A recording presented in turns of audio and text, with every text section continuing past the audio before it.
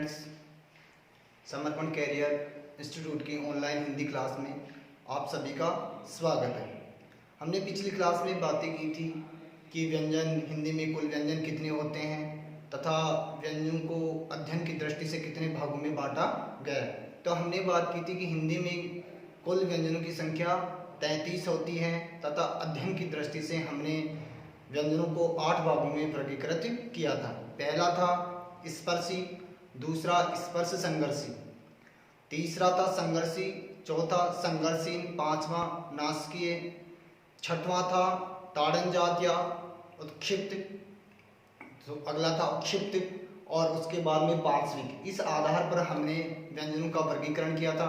फिर स्वर तंत्रिका के आधार पर भी हमने व्यंजनों का वर्गीकरण किया था। स्वर तंत्रिका के आधार पर हमने 2 भागों में बांटा था।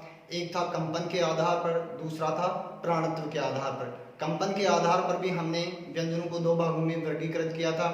पहला था सघोष या घोष और दूसरा था अघोष या जपित। फिर हमने प्राणत्व के आधार पर भी व्यंजनों को 2 भागों में बांटा था। पहला था अल्पप्राण तथा दूसरा था महाप्राण। इस प्रकार से हमने चर्चा की थी। उसके बाद में हमने संयुक्त व्यंजन जाने थे कि हिंदी में संयुक्त व्यंजनों की संख्या 4 मानी गई है। पहला क्षय, त्रय, ज्ञ और श्रय। इस आधार पर हमने व्यंजनों का अध्ययन किया था। अब इसके बाद में हमारे व्यंजनों का एक वर्गीकरण और बच गया है कि व्यंजनों का उच्चारण स्थान। व्यंजनों का उच्चारण स्थान कहाँ से व्यंजन बोले जाते हैं उसके बारे में आज हम अध्ययन करेंगे।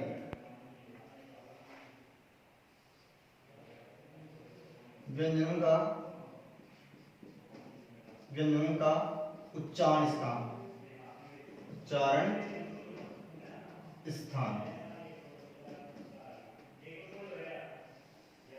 व्यंजनों का उच्चारण स्थान यानी कौन सा व्यंजन कहाँ से बोला जाता है। हमारे वाग यंत्र में किस व्यंजन को बोलने से वाग यंत्र का कौन सा हिस्सा सक्रिय रहता है उसके बारे में हम अध्ययन करेंगे तथा जिन व्यंजनों के उच्चारण में हमारी जिह्वा हमारे वाग यंत्र को कहाँ से स्पर्श करती है उसके आधार पर हम व्यंजनों का वर्गीकरण करेंगे।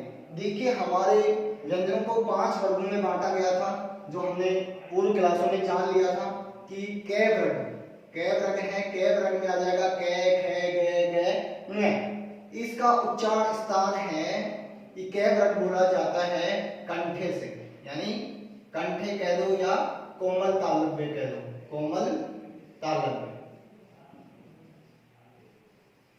ये कोमल तालव्य कै वर्ग का उच्चारण स्थान है कंठे या कोमल तालव्य।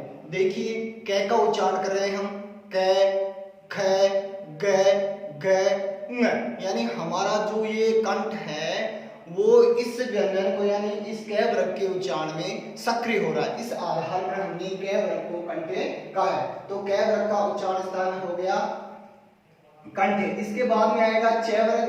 चै वर्ग में आता है चै, छ, जय, झय, य।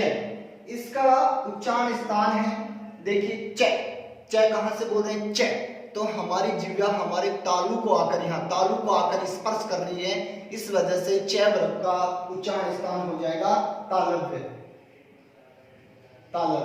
चै वर्ग का उच्चारण स्थान हो जाएगा तालव्य।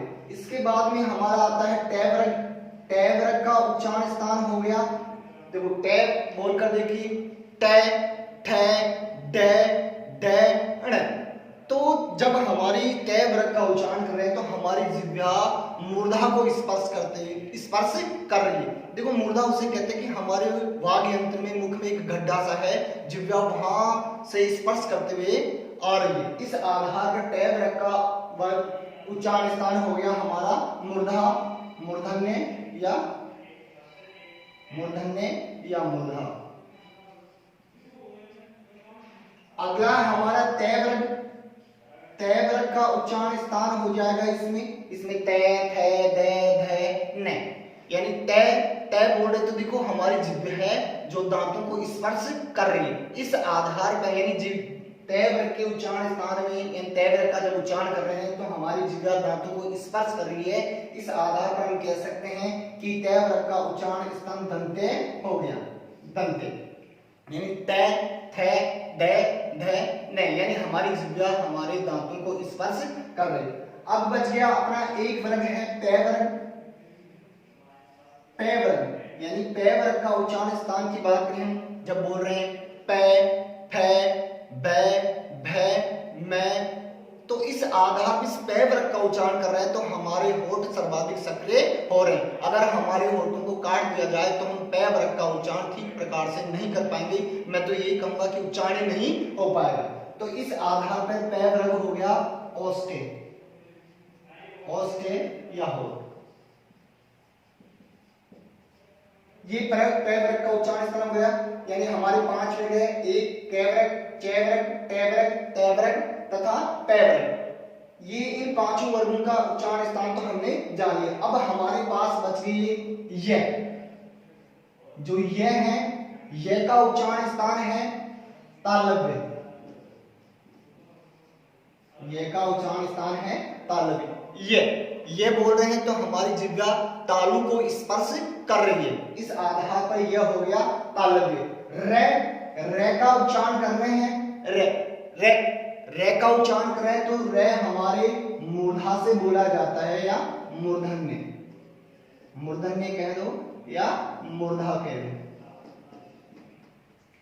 इसके बाद में आ गया ले, ले का उच्चारण स्थान है हमारा ले, बोल कर देखिए ले, ले तो हमारी जिह्वा कहां स्पर्श कर रही है, दंते, यानी दांत को स्पर्श कर रही है। इस वजह से ले का उच्चारण स्थान हो गया दंते।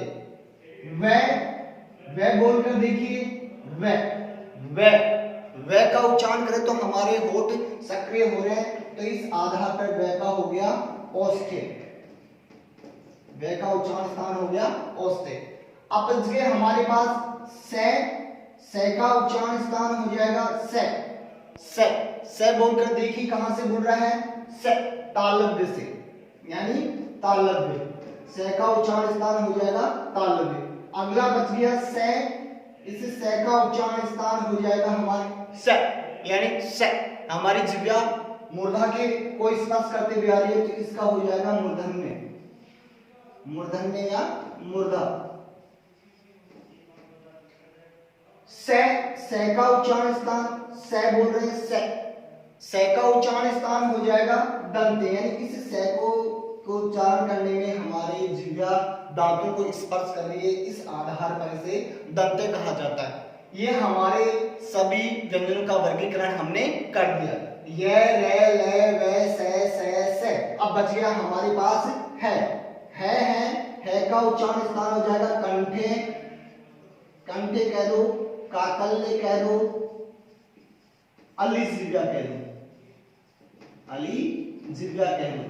इस आधार पर हमारा है का देखिए है का उच्चारण करें तो यहां से कन से है तो ये है हो गया हमारा कंठे, काकल्य और अलिजी। एक हमारे पास में एक बात और आती है कि व्यंजनों को वत्सरीय भी कहा जाता है, व्यंजनों को कहा जाता है वत्सरीय। तो वत्सरीय व्यंजन हो गए, वत्सरीय व्यंजन हो गए हमारे न, से और ल। ये 3 व्यंजन हैं जो हमारे वत्सरीय व्यंजन भी कहा जाता है। अगर वत्सरीय हमारे ऑप्शन में नहीं होता है तो हम इन्हें दंते भी मानते हैं, क्योंकि न है दंते हैं, ते वर्ग में आता है, स है यहाँ देखो दंते हैं, और ल है, ल भी क्या है दंते हैं। अगर दंते और वत्सरीय दोनों एक जगह ऑप्शन में आए तो हमें वत्सरीय करना है, और वत्सरीय नहीं होता तो इन्हें दंते भी कहा जाता है। अब हमारे पास में 2 व्यंजन और बच गए हैं, ड़ और ड़, यानी आगत व्यंजन या क्षिप्त व्यंजन। इनका उच्चारण स्थान भी क्या है, मूर्धन्य, इनका उच्चारण स्थान क्या है, मूर्धा, मूर्धन्य या मूर्धा, यानी ये भी हमारी मूर्धा से बोले जाते हैं। जहां से टे वर्ग बोला जाता है ड बोले जाएंगे, वहीं से ड़ और ड़ का उच्चारण स्थान भी वही होगा। इस आधार पर व्यंजनों के उच्चारण स्थान पर भी हमने व्यंजनों का वर्गीकरण कर लिया है। चाहो तो आप इसका स्क्रीनशॉट ले सकते हैं, ले लीजिए।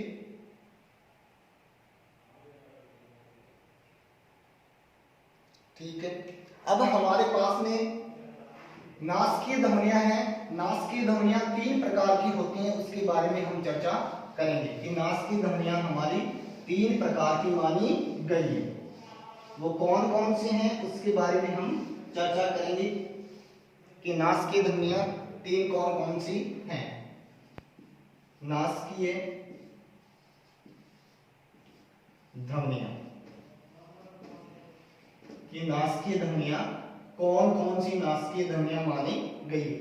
देखो हमने पिछली क्लास में अध्ययन किया था, एक तो थी हमारी अनुनासिक ध्वनि, अनुनासिक ध्वनियां, दूसरी थी हमारी अनुस्वार, दूसरी ध्वनि थी हमारी अनुस्वार, नासकीय अनुस्वार ध्वनि, और तीसरी नासकीय ध्वनि है नासकीय, नासकीय ध्वनि। ये तीन प्रकार की ध्वनियां हैं जिनका उच्चारण नाक से किया जाता है। नासकीय ध्वनियों का मतलब जिन ध्वनियों का उच्चारण नाक से किया जाता हो या जिन ध्वनियों के उच्चारण में वायु नाक से निकलती हो, ऐसी ध्वनियों को नासकीय ध्वनियां कहा जाता है। ये नासकीय ध्वनियां तीन प्रकार की होती है। पहला है अनुनासिक ध्वनि, दूसरा अनुस्वार और तीसरा नासकीय ध्वनियां। इन तीनों ध्वनियों में क्या अंतर है इसके बारे में हम चर्चा करेंगे। देखो, अनुनासिक ध्वनियां वे ध्वनियां जिनके उच्चारण में वायु मुख तथा नाक, यानी वे ध्वनियां जिनके उच्चारण में वायु मुख तथा नाक दोनों से बाहर निकलती हो, ऐसी नासकीय ध्वनियों को अनुनासिक ध्वनियां कहा जाता है। यानी इनसे जो इन नासकीय ध्वनियों के उच्चारण में वायु मुख तथा नाक दोनों से बाहर निकलती है, ऐसी ध्वनियों को अनुनासिक ध्वनि कहा जाता है। इसके बारे में हमने पहले भी अध्ययन कर चुके हैं पिछली क्लास में कि अनुनासिकता का चिन्ह है जिसे चंद्र बिंदु कहा जाता है। दूसरा है अनुस्वार ध्वनियां, यानी अनुस्वार ध्वनियां वे नासकीय ध्वनियां होंगी जो य, र, ल, व, स, ह से पहले उच्चारित होने वाली नासकीय ध्वनियों को अनुस्वार कहा जाता है। यानी मैं लिख देता हूं य, र, ल, व, स, है से पहले उच्चारित होने वाली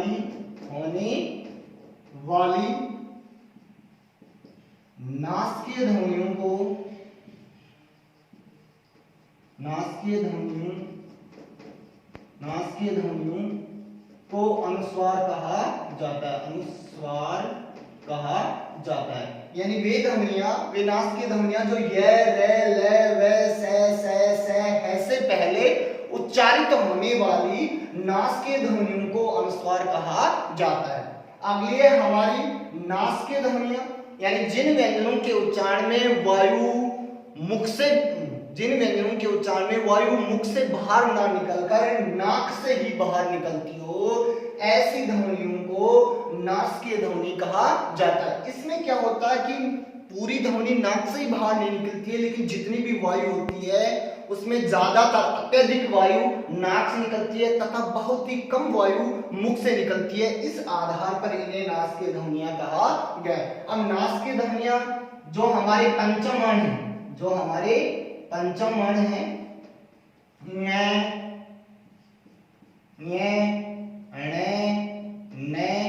और में, ये जो नासकीय ध्वनियां हैं इनके लिए नासकीय ध्वनियों का प्रयोग किया गया है कि वे जिन व्यंजनों के उच्चारण में वायु हमारे नाक से ही बाहर निकलती हो, ऐसी नासकीय ध्वनियों को नासकीय ध्वनि कहा जाता है। जो हमारे पांच वर्ग थे उन पांचों वर्गों के अंतिम पंचम वर्ण थे वो नासकीय ध्वनियां मानी गई। अनुनासिक ध्वनियां जिन व्यंजनों के उच्चारण में वायु मुख तथा नाक दोनों से बाहर निकलती हो, ऐसी ध्वनियों को, ऐसी नासकीय ध्वनि को अनुनासिक ध्वनि कहा जाता है। अनुस्वार ध्वनियां य, र, ल, व, स, है से पहले उच्चारित होने वाली नासकीय ध्वनियों को अनुस्वार कहा जाता है।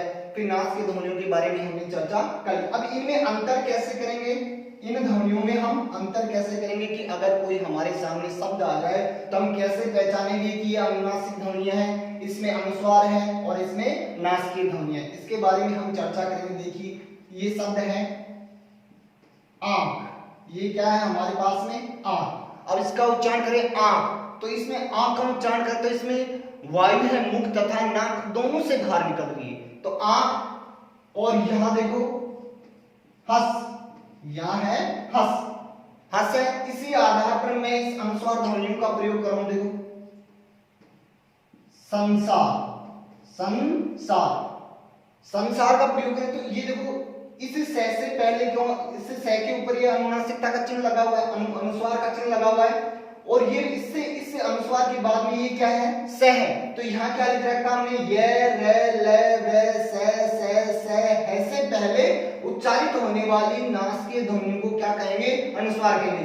तो ये इस से पहले उच्चारित होने वाली जो ये नासिकीय ध्वनि है इसे ही अनुस्वार कहा जाता है। दूसरी यहाँ देखो हंस, और यहाँ कर दिया मैंने हंस, यहाँ कर दिया है हंस। हंस यानी हंसना और हंस यानी पक्षी हो गया। देखो हंस और हंस। एक और देखिए, कमर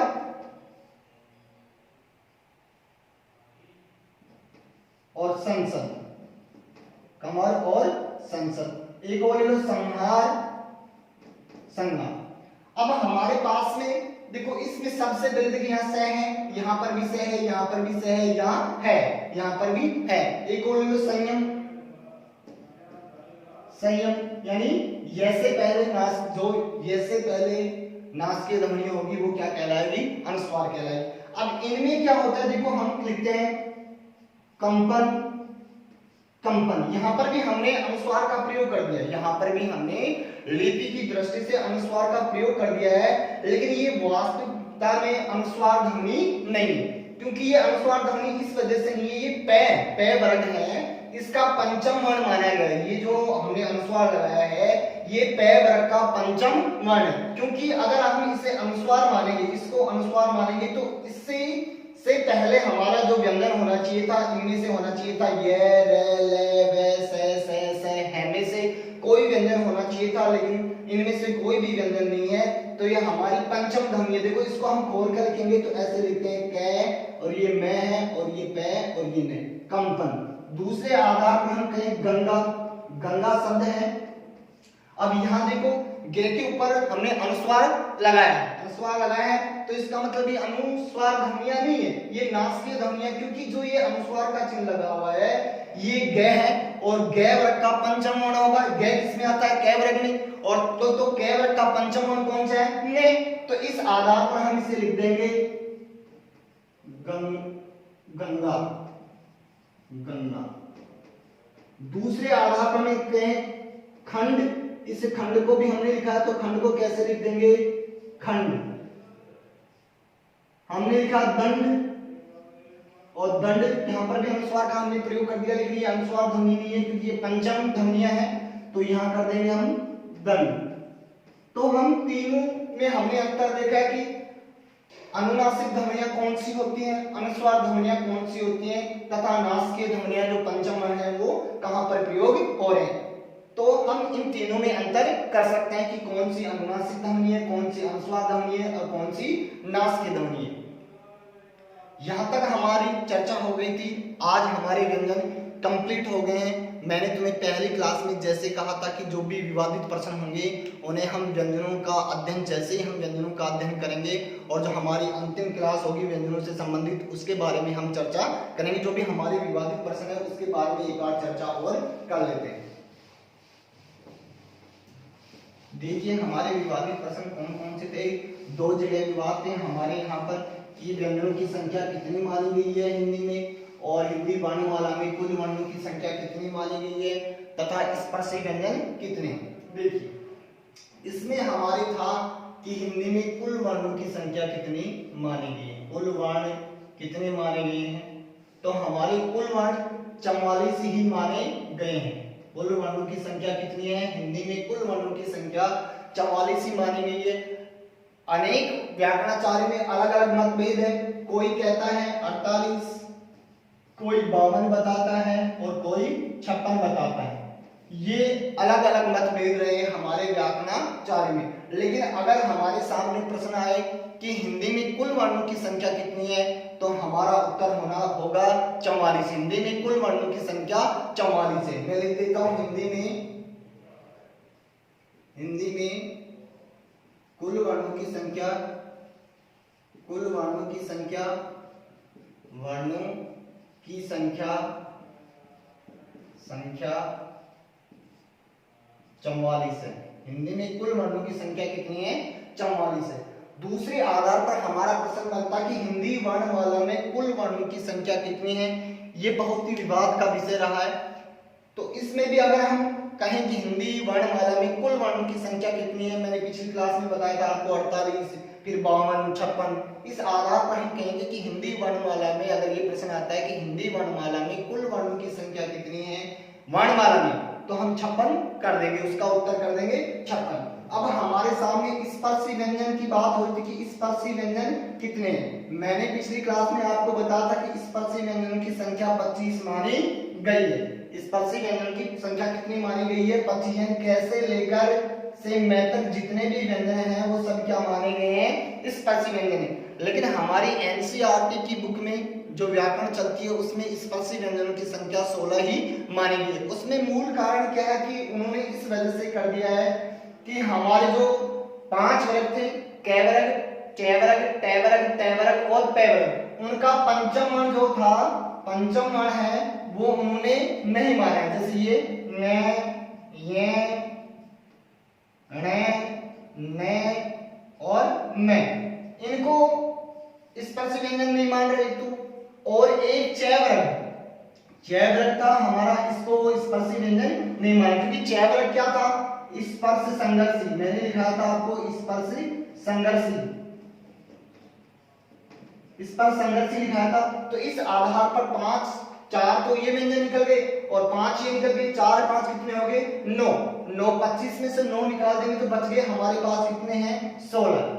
अब तुम्हारे सामने समस्या ये आ रही है कि सर 16 और 25 दोनों अगर एक ही ऑप्शन में हमें मिल जाते हैं, पूछ ले कि स्पर्शी व्यंजनों की संख्या कितनी है और ऑप्शन में 25 भी आ जाए और 16 भी आ जाए, तो हमें क्या करना है? ऐसी स्थिति में हमें 16 को ही ठीक करना है। अगर 25 ही ऑप्शन आता है हमारे केवल 25 अकेला, तो हम 25 कर देंगे।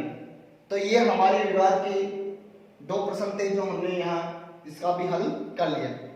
अब आज हमारे व्यंजन या वर्ण कंप्लीट हो चुके हैं। इन वर्णों में कोई भी तुम्हें समस्या हो किसी भी प्रकार की, आप कमेंट बॉक्स में लिख दीजिए, आपकी समस्या का समाधान हो जाएगा।